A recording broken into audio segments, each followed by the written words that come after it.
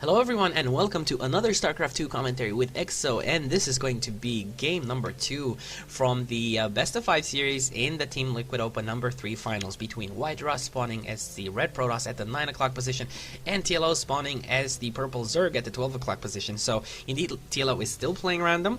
So by the way, if you haven't watched the first game, please do go watch because I'm going to be talking a little bit about it, so some spoilers are going to be incoming. So we've seen TLO actually take the first game. That was really interesting to watch because WhiteRa seemed like he'd be going for a very interesting push over there, and that Dark Templar strategy almost seemed to be paying off. And at the last moment, the TLO just got those sentries and force fielded the ramp, which made it pretty much impossible for WhiteRa to actually get in there. I think really WhiteRa missed a little bit of a thought process over there. He should have maybe, I'm pretty sure this would have been much better, moving the Dark Templar up the ramp first without TLO seeing, and then and sniping the cannons that were on the way, and then trying to move the Blink Stalkers up as you already have. Obviously he could have just blinked the Stalkers up because he had vision from the Dark Templar. So yeah, that's something that I really think could have even won WhiteRa the game, if not just extend the game.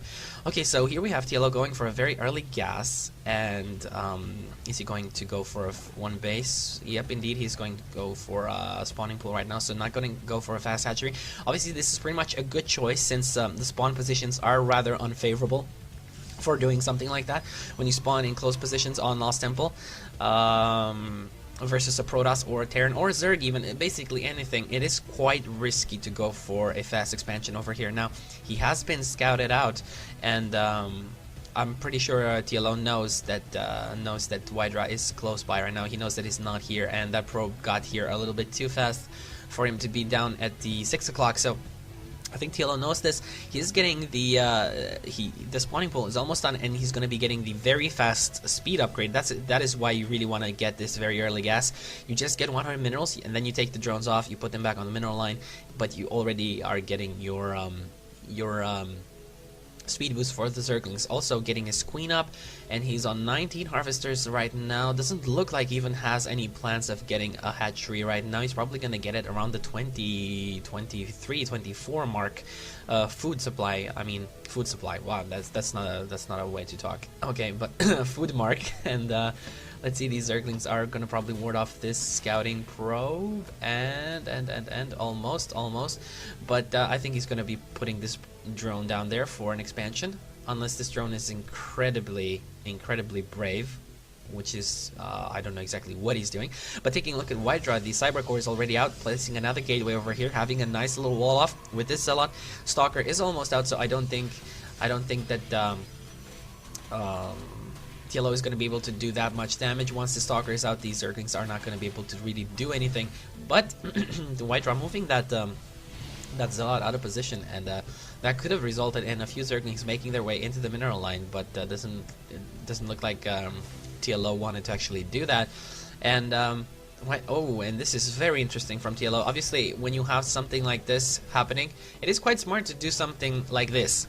This is in the furthest, most unexpected place your opponent is going to scout, so he's getting that expansion over there. Obviously, this is going to limit his defensive capabilities, although he's getting a natural expansion as well. This is very interesting gameplay from TLO over here, but I think he might be overextending himself. I don't know if this is safe enough. The warp gate push is going to be coming.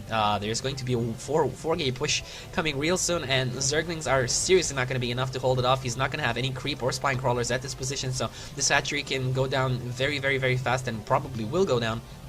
As for his main, it's easier to defend over here because of this choke, but still, if you only have Zerglings and not roaches, you're not going to be able to do that. Now, it looks like this hatchery is going to be done, but taking a look at the timer over here, we can just see 6 minutes, 6 game time minutes, and the warp gates are already done, and WhiteRa is going to start warping in units right now, and he's going to be making his way across towards TLO's base, so let's see if TLO is going to be able to hold this off. He only has these Zerglings. He only has 13 Zerglings, while WhiteRa is going to be getting a lot of units right now off these 4 warp gates, and probably will come over here and plan a proxy pylon somewhere close by to be able to warp in additional units. So I don't know if there we go. TLO is actually getting a Baneling's Nest, which is very smart actually. Getting the Banelings will help a lot in dealing with the Zealots, and as long as the Zealots are gone, it's much easier for the Zerglings to actually clean up the Stalkers. But yes, still we're gonna have to see what happens. The Baneling Nest is not done yet. WhiteRa going for a fast expansion over here, but actually it's not that fast. It's a pretty normal expansion since he already got those 4 gates up. Anyway, TLO is gonna try to poke around here, see what's happening. This is not gonna be really good for WhiteRa because I really thought he'd be doing some aggressive push, but he's not. The thing is, TLO has expanded to 2 of these bases. He double expanded, so that's really not going to be good for WhiteRa at all. Now let's see if those Banelings are going to be able to do their job. If they can take out those 3 Zealots and the Sentry, then it's going to be much easier. Obviously, 1 more Sentry over here with 2 force fields available. They can force field the ramp, but let's see, are the Banelings going to do their job? This is going to come down to the Banelings. Good force fields blocking off pretty much everything on that side, and the Banelings are kind of stuck.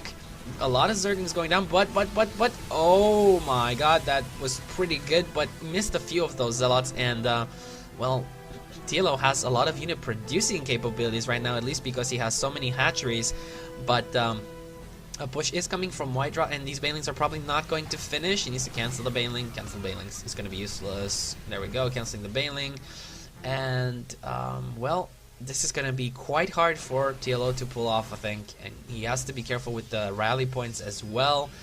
And here we go. The thing is, there's a lot of Zealots here, and no Banelings right now, so let's see what's going to happen. These Lings are getting a surround off. It's pretty okay on that side, but now the force field's blocking off most of the Zerglings. Still a lot of additional Zerglings coming in from TLO, but obviously this will reveal the fact that TLO has expanded elsewhere, and WhiteRa will see this. And more Zealots making their way in here, and as long as these Zealots live, I'm seriously surprised to see that there's no Roach Warren up, a safety Roach Warren at least, up for TLO. It looks like TLO is going to go for a counterattack. He's going to sack this. He knows that he has another expansion over here. He's going to try killing off as many probes as he can. There we go, getting surround off on some of these probes. These probes are probably going to go down, at least most of them are going to go down, and where's the Roach Warren? There is no Roach Warren. Still no Roach Warren. Getting some Banelings in base over here. It's going to be crucial when the Zealots come up the ramp, but let's see. Are they going to be done? Meanwhile, he is counterattacking WhiteRa's ramp still, and let's see how the Banelings are going to play out. He needs to stay on creep. He needs to do his best to stay on creep. These Zealots need to get taken down by the Banelings. It's very important. There we go. Very, very good play from TLO over there, taking down most of the Zealots. That was really great for him. But he's going to be losing a lot of mining and a lot of drones since he moved those drones off the line. But he's going to take down WhiteRa's natural. Thing is, WhiteRa is still mining at full capacity from his main. Now, if those drones go down, he only will have this, and he has no drones there. But here we go, some drones coming off the line trying to surround, or actually is he trying to get away? Indeed, he's trying to move his drones back, which is pretty smart. He's moving his Lings back. He should be able to hold this off with his Lings, but he doesn't want to lose his drones. Thing is, those force fields are still blocking the ramp off. He's losing a lot of drones. He needs to make more drones over here right now, just in case. And wow. More force fields? No, not really, but oh, there we go, another force field, and TLO is gonna get blocked off, and he does GG. This was a really close game, really nice to cast as well, a lot of action, a lot of aggression, and obviously the spawn positions made it even more, tempting to actually do a build like that. But TLO, I think TLO just overextended himself a little bit. He should have just got a few roaches, like, plant down 1 or 2 spine crawlers over here. Get a Roach Warren up, just in case, even if you're not getting those roaches, just in case you can defend in case something like this happens. So, yeah, anyway, good game, very good game, actually, from both players. It was really close. The WhiteRa did manage to actually get the win, so it is going to be 1-1 right now, score is tied. So, I'll see you guys in Game 3.